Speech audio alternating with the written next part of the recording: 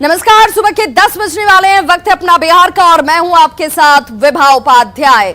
बिहार विधानसभा उपचुनाव का मैच 1-1 की बराबरी पर खत्म हो गया। गोपालगंज में बीजेपी ने बाजी मारी तो वहीं मोकामा की बात करें तो मोकामा में आरजेडी को एक बड़ी जीत हासिल हुई। गोपालगंज में कुसुम देवी के सिर जीत का सेहरा बंधा तो मोकामा में पूर्व विधायक अनंत सिंह की पत्नी नीलम देवी ने जीत का परचम लहराया। जीत पर तो जश्न हो ही रहा है, लेकिन दोनों ही गठबंधन हार को भी अपनी जीत ही बता रहे हैं। हार को जीत बताने का दोनों का अपना अपना फॉर्मूला है, अपना अपना तर्क है। बीजेपी का कहना है कि मोकामा में सरकार नहीं बल्कि छोटे सरकार यानी कि अनंत सिंह जीते। बीजेपी के उत्साह का दूसरा कारण भी है, जरा वो कारण भी जानेंगे। आरजेडी की जीत का अंतर घट जाना बीजेपी को उत्साहित कर रहा है। बीजेपी के मुताबिक यहां सरकार का धुआं हो गया। 7 दलों के गठबंधन के बावजूद नीतीश सरकार ज्यादा अंतर से जीत नहीं पाई।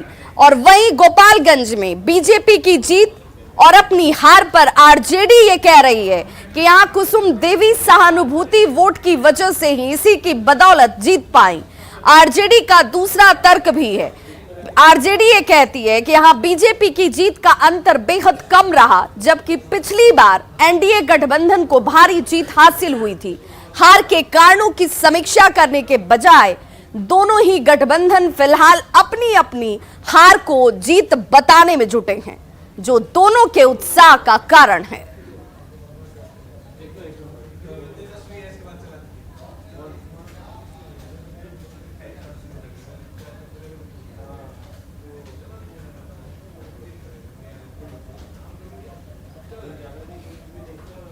जनता को हम दिल से धन्यवाद देते हैं और दोनों जगह से जो प्रत्याशी जीते हैं उन दोनों प्रत्याशी को भी हमारी शुभकामनाएं हैं और उम्मीद करेंगे कि अपने जो जनता ने उन पर भरोसा किया है उन भरोसा पर उतरने का काम करें। मोकामा और गोपालगंज के मतदाताओं ने लालू नीतीश के 7 दलों के महागठबंधन को पूरी तरह से नकार दिया। मोकामा की जीत लालू नीतीश की जीत नहीं बल्कि अनंत सिंह की जीत है, छोटे सरकार की जीत है। पिछले 7 चुनाव में अनंत सिंह और उनका परिवार 6 बार चुनाव जीत चुका है। पार्टी चाहे आरजेडी हो, जनता दल हो या निर्दलीय हो, हर बार जीत अनंत सिंह की होती रही है, न कि किसी पार्टी की। इसलिए जनता दल हो, राजद यह अहंकार न रखे कि यह जीत उनके कारण हुई है। और बीजेपी पहली बार चुनाव लड़ रही थी और तब 62,000 वोट बीजेपी लाने में सफल हुई है। पिछले बार जब अनंत सिंह चुनाव लड़ रहे थे राजद से तो उन्होंने नीतीश कुमार के उम्मीदवार को 35,000 वोटों से हराया था। तो हार पर जीत के ये दावे इस वक्त राजनीतिक दलों की तरफ से लगातार किए जा रहे हैं। मोकामा में बीजेपी के हार पर बीजेपी का क्या कहना है, जरा वो सुनिए। भारतीय जनता पार्टी को जनादेश दोनों जगह बेहतर मिला है और बिहार का जनादेश महागठबंधन को फेल किया। महागठबंधन फेल हो गई इस चुनाव में। जहां तक मोकामा की बात है, मोकामा में सरकार हार गई, वहां छोटे सरकार जीत गए। और आप समझिए सरकार इसलिए मैंने कहा कि नीतीश कुमार जी के साथ जाने के बाद भी 2000 वोट वहां पर राष्ट्रीय जनता दल का घट गया। तो इसका मतलब अब नीतीश कुमार का कोई कैडर वोट नहीं है। मोकामा विधानसभा क्षेत्र में राष्ट्रीय जनता दल की जीत छोटे सरकार की जीत है या सरकार की जीत नहीं है। पूरी सरकारी ताकत को, सरकारी तंत्र को और एक तरह से पूरी सरकार, यहां महागठबंधन की सरकार आधी बटकर गोपालगंज में बैठ गई थी, आधी बटकर मोकामा में बैठ गई थी। लेकिन वहां की जनता ने और भारतीय जनता पार्टी एनडीए के कार्यकर्ताओं ने बड़ी बुलंदी से चुनाव लड़ा और उसका परिणाम है कि 63,300 vote NDA Bharatiya Janata party के प्रत्याशी को मिला है। तो वहीं गोपालगंज में आरजेडी की हार पर महागठबंधन का क्या तर्क है, महागठबंधन क्या कह रही है, जरा वो भी सुनिए। मृत्यु हुई थी, असामयिक मृत्यु हुई थी। जब कभी आप इतिहास उठा के देख लीजिए, उपचुनाव में मृत्यु के बाद जो उपचुनाव होता है तो सहानुभूति की एक लहर होती है। उसके बावजूद अगर हमारे आधार समूह ने, हमारे वोटर्स ने, तेजस्वी जी और लालू जी ने जो अभी फैसले लिए हैं माननीय नीतीश कुमार जी मुख्यमंत्री जी के साथ, उस पर एक तरह से मुहर लगी है। हाँ, तो माहौल था ही कि हम लोग जीत रहे हैं, लेकिन वहां पर भारतीय जनता पार्टी का खेल नहीं चला, इसलिए हम लोग अनंत सिंह जी की पत्नी जीती हैं। और मैं पूरे मोकामा के सभी वोटर्स को बधाई देता हूं, शुभकामना देता हूं कि आपने मोकामा के हित में, बिहार के हित में, देश के हित में आपने महागठबंधन के उम्मीदवार को जिताया है। कि वहां पर ओवैसी के उम्मीदवार खड़े हो गए, आपको आदरणीय साधु यादव जी अपने पत्नी को खड़ा कर दिए, तो वो भी वोट ले गए। सब वोट महागठबंधन का है। तो आपने देखा भी और सुना भी कि अपनी अपनी हार को दोनों ही पार्टियां किस तरह से अपनी जीत बता रही हैं। हार पर दोनों के दावे अपनी अपनी जगह हैं, लेकिन यह जानना जरूरी है कि ये चुनाव परिणाम आखिर कहता क्या है। दोनों ही गठबंधनों की बात कर लीजिए, चाहे वो एनडीए हो या फिर महागठबंधन, दोनों गठबंधनों की सीटें बरकरार रही। महागठबंधन को एक्स्ट्रा फायदा नहीं हुआ, जिसकी उम्मीद वो लगाए बैठे थे कि नीतीश कुमार के जुड़ने से नई सरकार जो इस वक्त चल रही है उससे इस पार्टी को जीत में ज्यादा फायदा होगी। महागठबंधन की लहर जैसे कोई बात नजर नहीं आई, बीजेपी को नकारने जैसी भी बात नजर नहीं आई। मोकामा की बात कर लें तो मोकामा में जीत का अंतर घट गया है, कम हो गया है। कहीं कोई तीसरा एंगल भी नहीं बना जिसकी चर्चा चुनाव से पूर्व बार बार की जा रही थी। आरजेडी और बीजेपी के बीच सीधी लड़ाई नजर आई। बीजेपी के लिए भी चुनाव जो है वो एक सबक है।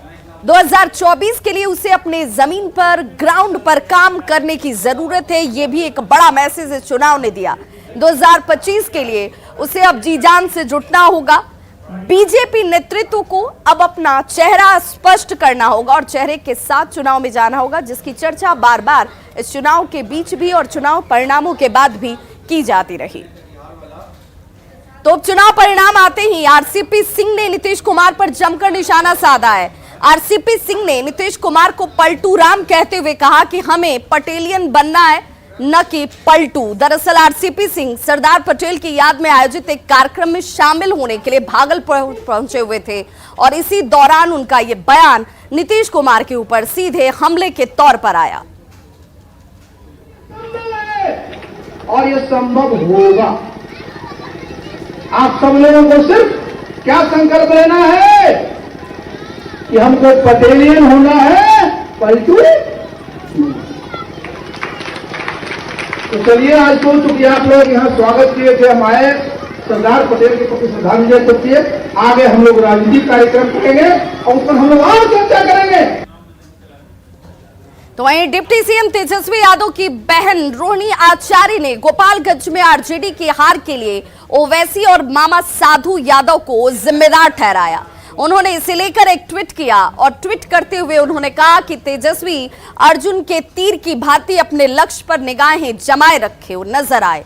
राहों में थोड़ी बहुत मुश्किलें तो आती ही हैं, कभी ओवैसी के रूप में तो कभी कंस के रूप में, मगर मुश्किलों से लड़कर ही बीजेपी जैसी षड्यंत्रकारी पार्टी को हराना है, और वो भी ऐसी हार जैसे भारत से अंग्रेजी सत्ता की विदाई हुई हो।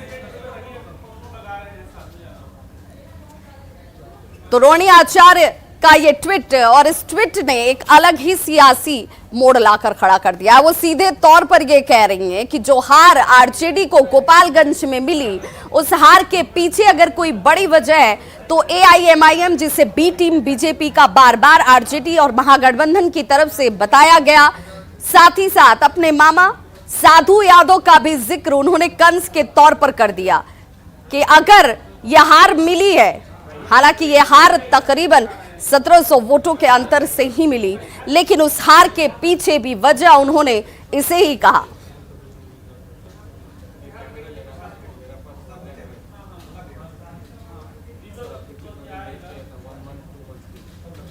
तो चुनावी रणनीतिकार प्रशांत किशोर अपनी जन सुराज यात्रा पर हैं। पश्चिम चंपारण की योगा पट्टी में जनसभा को संबोधित करते हुए केंद्रीय मदद लेने के मामले में उन्होंने सीधे तौर पर मुख्यमंत्री नीतीश कुमार पर बड़ा हमला किया। मनरेगा पर उन्होंने कहा कि केंद्र सरकार की तरफ से बिहार सरकार को 10,000 करोड़ रुपए सालाना मिलता है।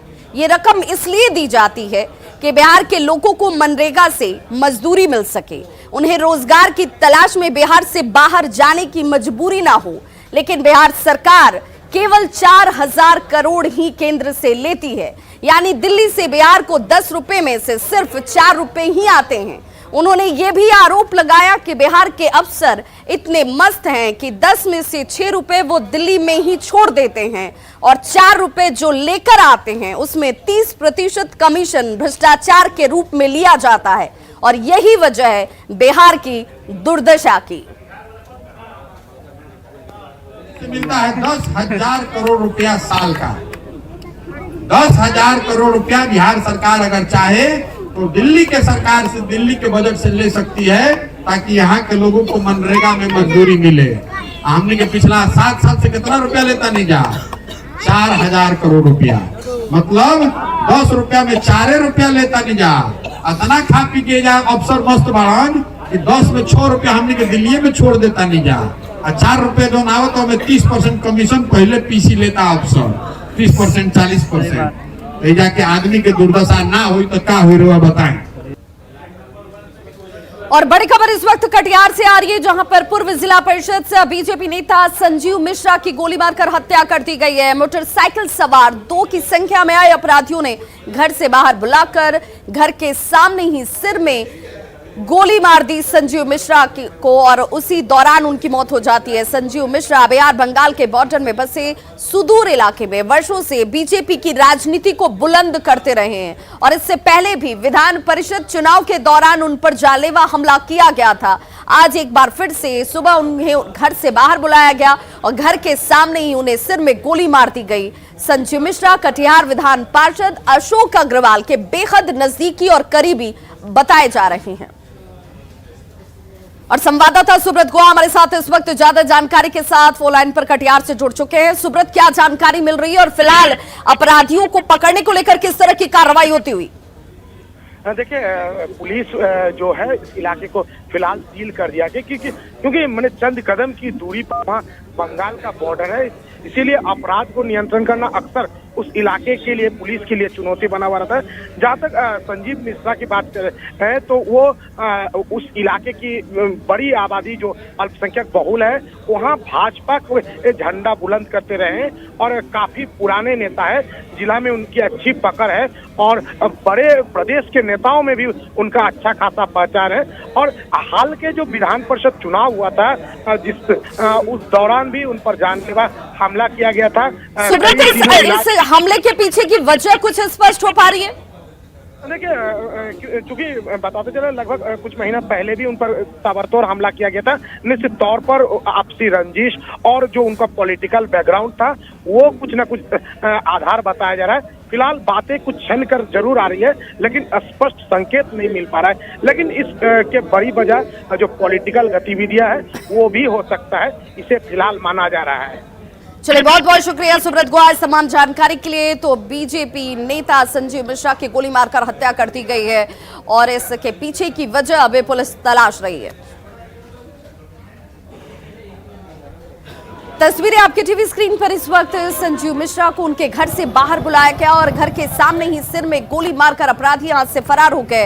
हालांकि पुलिस के लिए अब अपराधियों को पकड़ना किसी चुनौती से कम नहीं, क्योंकि ये बंगाल और बिहार के बॉर्डर का इलाका है और इसीलिए अपराधियों के लिए यहां से भागना और फरार होना आसान होता है। फिलहाल इस घटना के पीछे राजनीतिक साजिश और साथ ही साथ व्यक्तिगत रंजिश को देखकर सभी एंगल पर पुलिस की तरफ से जांच इस वक्त होती हुई।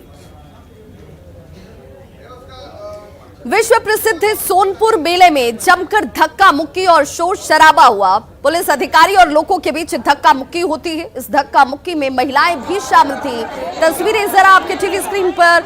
उप मुख्यमंत्री तेजस्वी यादव के साथ बड़ी संख्या में समर्थक यहां पर मौजूद थे, जो उनके साथ मुख्य पंडाल में प्रवेश कर गए और इस चक्कर में कई आम लोग और स्थानीय नेता पंडाल में जाने से वंचित रह जाते हैं। महिलाओं ने स्थानीय प्रशासन पर बदसलूकी का आरोप तक लगाया है और ये तस्वीर देख लीजिए, ये सुप्रसिद्ध सोनपुर मेले की तस्वीरें, जिसका उद्घाटन करने के लिए डिप्टी सीएम तेजस्वी यादव पहुंचे। उनके साथ कार्यकर्ता पहुंच जाते हैं। तमाम लोगों की मौजूदगी के बीच आम लोगों को परेशानी भले उठानी पड़ी हो, क्योंकि ये महिलाओं के साथ धक्का मुक्की की जाती है। महिलाओं का ये भी आरोप है कि उनके साथ बदसलूकी की गई।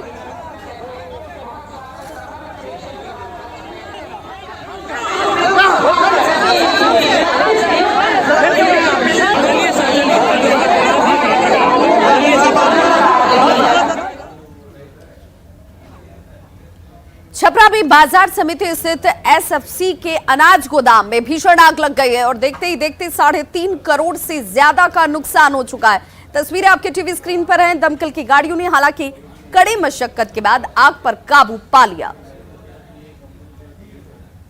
तो 3.5 करोड़ से ज्यादा का नुकसान बताया जा रहा है। एसएफसी का यह गोदाम जहां पर बोरे रखे गए थे और इन्हीं बोरों में अचानक से आग लग जाती है। हालांकि आग लगने के पीछे की वजह क्या रही है अभी स्पष्ट नहीं है, लेकिन इस अगलगी की घटना में 3.5 करोड़ का नुकसान जरूर उठाना पड़ा है। 2 तस्वीरें आपके टीवी स्क्रीन पर। पहली तस्वीर आग की जो गोदाम में लगी और देखते ही देखते पूरे गोदाम को इसने अपनी चपेट में ले लिया। वहीं दूसरी तस्वीर दमकल कर्मियों की आग बुझाती हुई, जिसमें कड़ी मशक्कत के बाद आग पर काबू पाया गया। लेकिन जब तक आग पर काबू पाया जाता तब तक करोड़ों का नुकसान हो चुका था।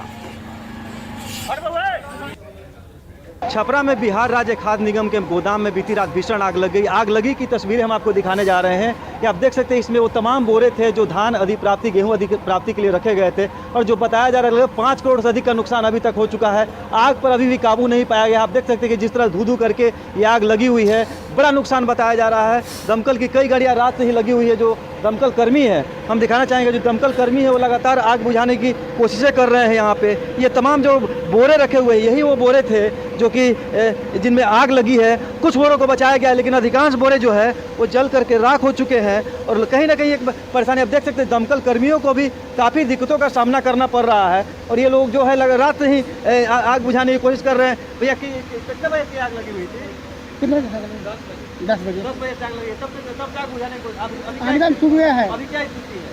अब स्थिति यही सामने आपको दिखाई दे रहा है, देख लीजिए क्या है। बिल्कुल आप देख सकते हैं दमकल कर्मी है वो लगातार रात से ही प्रयास कर रहे हैं आग लगाने का। एक बार फिर हम दिखाना चाहेंगे अपने कैमरामैन को कि इधर से आकर के दिखाएं कि किस तरह से अंदर का नज़ारा है। आग बुझाने की कोशिशें लगातार जारी है, लेकिन ये आग जो है बुझने का नाम नहीं ले रही। राज्य खाद्य निगम का गोदाम है यहाँ पे और इस गोदाम में वो बोरे रखे हुए थे जो कि धान अधिप्राप्ति और गेहूँ अधिप्राप्ति के दौरान जिनमें पैक करके अनाज को विभिन्न गोदामों में भेजा जाता है, लेकिन अब उसमें आग लग गई है और ये बताया जा रहा है कि आग शॉर्ट सर्किट या किन कारणों से लगी है, इसका अभी तक कोई खुलासा नहीं हो सका है। कुछ अधिकारी भी हैं, इनसे हम बात करते हैं। यहाँ पे ये लोग आए हुए हैं रात से ही। क्या समझ, कैसे आग लग गई है, क्या पता चला इसमें? हम तो यहाँ पर हैं, नहीं पता स्थापित। अच्छा, तो कैसे आए हैं? तो जानकारी मिली होगी ना? अभी ये लोग दे देंगे स्टेटमेंट। बिल्कुल, यहाँ पे फायर के भी लोग हैं। सर, कैसे आग लगी है, क्या बताया? ये तो हम भी 1:30 बजे रात के आए हैं।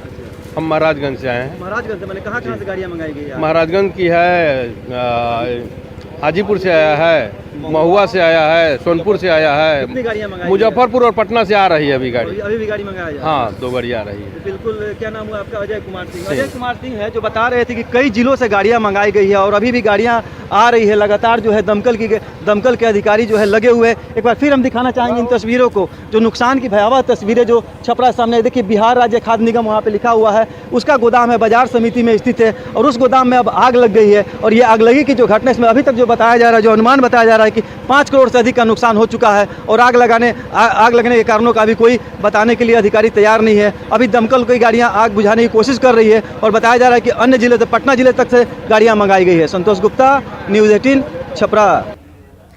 तो शेखपुरा जिले में स्वास्थ्य व्यवस्था की हवा डॉक्टर खुद ही निकाल रहे हैं। शेखपुरा सदर अस्पताल से लेकर ग्रामीण अस्पताल में डॉक्टर की भारी कमी है, लेकिन जो भी डॉक्टर को सरकार ने विभिन्न अस्पतालों में पोस्टिंग दिया, उसमें 17 डॉक्टर पिछले 6 साल से बिना सूचना के ही गायब हैं, जिसके संबंध में सिविल सर्जन ने कई बार पत्र राज्य सरकारों को लिखा, लेकिन भगोड़ा डॉक्टर की पहुंच और ऊंची पकड़ रखने की वजह से विभाग ने आज तक कोई स्पष्टीकरण नहीं पूछा इनसे। डॉक्टर जो 16-17 से गायब हैं, उन लोगों की सूची की संख्या 17 है और हम लोग इन चिकित्सकों के नाम सहित, तिथि सहित, किस दिन से कौन गायब हैं, कौन बिना सूचना के हैं, कौन आवेदन दे के गायब हो गए हैं, इनको मैंने सरकार को संसूचित कर दिया है और हम उम्मीद रखते हैं कि सरकार संज्ञान में लेकर इन चिकित्सकों पर जो कार्रवाई करेंगे। राज्य सरकार और जिला प्रशासन लगातार स्वास्थ्य व्यवस्था में सुधार को लेकर कार्रवाई कर रही है, लेकिन शेखपुरा सदर अस्पताल और जो शेखपुरा का प्राथमिक स्वास्थ्य केंद्र है, 2016 से 17 ऐसे डॉक्टर हैं जो गायब हैं, बिना सूचना के ड्यूटी पर नहीं आ रहे हैं। हालांकि जिला प्रशासन द्वारा कार्रवाई के लिए राज्य सरकार को कई बार पत्र लिखा गया है, लेकिन आज तक उस पर कार्रवाई नहीं हो सका है, जिसके कारण स्वास्थ्य व्यवस्था पर बुरा असर पड़ रहा है।